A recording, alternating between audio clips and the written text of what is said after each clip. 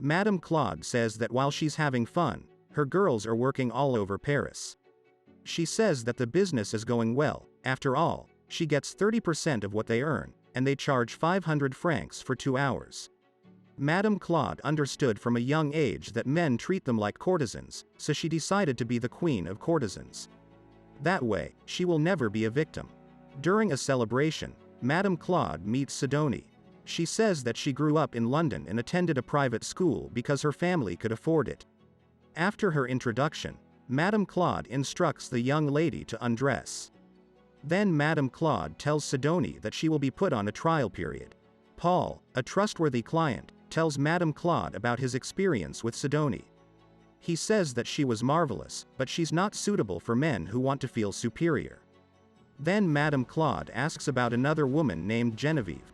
Paul says that she was nice and has a big appetite, and he doesn't mean in bed. Madame Claude points out that perhaps her thighs are too thick.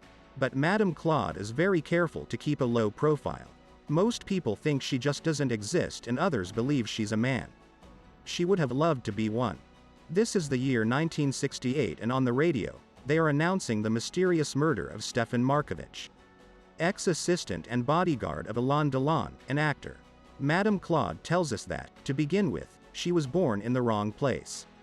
She fell in love when she was 17 and got pregnant. That was a life she didn't want. So she left her daughter with her mother and moved to Paris. Now Madame Claude has the pleasure to give her mother and daughter the keys to an apartment in Paris. The interaction is short because Claude needs to go back to work.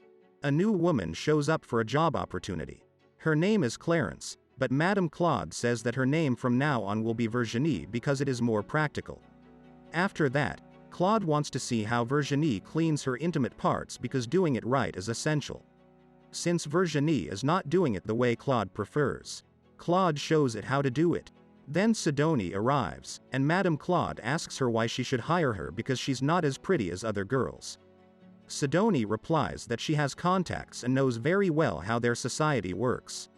Madame Claude likes her attitude and tells her that if she behaves, they could work well together. Madame Claude takes Sidonie to a bar, where she explains to us that the Panzani brothers work in organized crime. Then there's Marcantoni and Joe Adia. Marcantoni mentions that there's a photo that shows one of Madame Claude's girls next to Markovitch. But Claude says that she fired her a long time ago. Atia tells Claude to not speak on the Markovitch case. Then she hands him an envelope full of money. A man named Andre comes up to Claude and they dance. But after they did it, Claude tells us that love is a sickness. And when she was 25 she wanted to die, so she took some pills, but she didn't die. Although she cured herself. The following morning, Madame Claude goes to a police station. She gives them information and in exchange they don't bother her with her business. The policeman is named Georges. He asks if she has any information on the Markovitch case because it is that he hosted orgies and then with the pictures he took was blackmailing a bunch of very important people. Madame Claude says she knows nothing. But Georges mentions that Marcantoni is Delon's friend, so he must know something. Claude now has everything she ever wanted. The money, the respect, and a man. But while she was in the bathtub, her mother knocked on the door. Andre opened it. Claude's mom told him Claude needed to take care of her daughter and gave back the keys to the apartment. In the middle of the night, Virginie goes to Madame Claude's apartment because she got hurt by her client. Claude is happy about the money, so she tries to make Virginie feel a bit better. Then Georges calls Claude to tell her that they caught Marcantoni, and this is all a warning to let her know that there will be consequences. Madame Claude's business was expanding, so she rented a new mansion. But she never imagined that Sidonie's father would go there. Madame Claude has other things to take care of, though. She calls Andre to ask if she left her glasses at his place. However, when Andre picks up, Claude instantly knows that something is wrong. When Claude arrives, the girl who was with Andre is no longer there, but now Claude believes that he was with her just for her money. The following day, Claude tells Sidonie that her father is in Paris and asks her what her father does for a living. Sidonie says that he works in external relations. Sidonie is trusted to a very important client who is a diplomat. But suddenly things get out of control because the man gets aggressive and he passes out. Some men enter the apartment and tell her not to worry because he will wake up in 3 hours and won't remember anything. Claude is still seeing Andre just to figure out who's the girl that he's screwing. The next day, she meets up with Joe Adia to talk about an incident that happened inside his bar. We are now in the year 1970. Madame Claude tells us that every year she would take her favorite girls on a vacation. The photos that were taken while the diplomat was with Sidoni were perfect.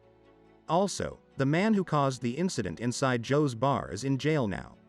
Later, when everyone is having fun, Sidoni comes close to Claude to tell her that she loves her and kisses her. But Claude doesn't pay much attention to that. But Claude just found out who's the woman that was screwing Andre. Claude invites Nadege to her house and confronts her about her affair with Andre. Then Andre arrives, and he tells Claude that Nadege and he love each other, and she has never experienced that. Claude has had enough, so she kicks him out. Now she believes that she shouldn't fall for any man anymore. In the meantime, Claude's hitmen are taking care of Andre. Sidoni meets up with Joe Adia. She asks him if he would kill someone for her. Adia says that he would, but that depends on who this person is. Sidoni says that it's her father because he did something to her when she was 7 that you're not supposed to do to your daughter. Meanwhile, Madame Claude is sending Virginie on a 3-day trip with a client. However, after 3 days passed, Virginie didn't return. So Claude asks her friend Serge if there's anything they can do, but he tells her just to wait. Serge says that her girls need to be careful and avoid going to Chad because there's a conflict over there. Madame Claude tells us that Virginie never came back. But Claude finds comfort in knowing that her other girls became actresses, singers, and even princesses. Sidoni meets her dad at a restaurant. Sidoni tells him that he will pay for what he did. Sidoni's father acts as if he has no idea, and tells her that it must be the drugs or the shame she carries for being a lesbian that is making her believe something that's not real. Sidoni says that she's thinking of ending her life or pressing charges. Sidoni's father says that she's too weak for that. Sidoni grabs him by the face to hit him and leaves. In the morning, Claude opens the door for one of her girls, but out of nowhere, the woman pulls out a gun and pulls the trigger. Fortunately for Claude, she's able to escape. Atia tells Claude that from now on she must understand that she's alone. Atia can no longer serve as protection because he's sick. Claude packs her bags and escapes with Sidoni to a hotel. Claude calls Serge, who tells her that the end of an era is coming. Sidoni tells Claude that her father knows Serge. This pisses Claude even more because she believes that it's always the same people who pay for everything, and she shouldn't have trusted her. Sidoni tries to comfort her, but Claude wants to be alone. The same girl who tried to kill Claude gets killed.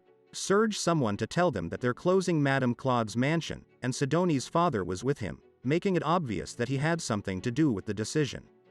Claude remembers how alone she was during her childhood. Her only friend was a sheep. And she is alone now as well. This is the year 1972. Claude is living in the countryside. But her business didn't die. Her girls started working from home. However, the joy of spending time together was over. Sidoni visits Claude to tell her she will be pressing charges against her dad. But Claude tells her that the authorities won't do anything because they don't care. The same thing happened to her, but with her uncle. But when Sidoni mentions that Claude should take some time off and enjoy her money, Claude gets mad at her and replies that unlike her, a privileged girl, the other girls who work for her are doing it because they truly need the money. Sidoni and her boyfriend leave. The police caught up to Claude. They're giving her 10 months of parole and a penalty fee. Claude also needs to leave before it's too late, so she's moving to the United States.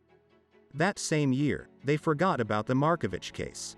Now in the year 1992, Claude is behind bars. She explains that the United States wasn't for her, so she only stayed for 2 years. In reality, she was deported to France. But now Claude is free to go.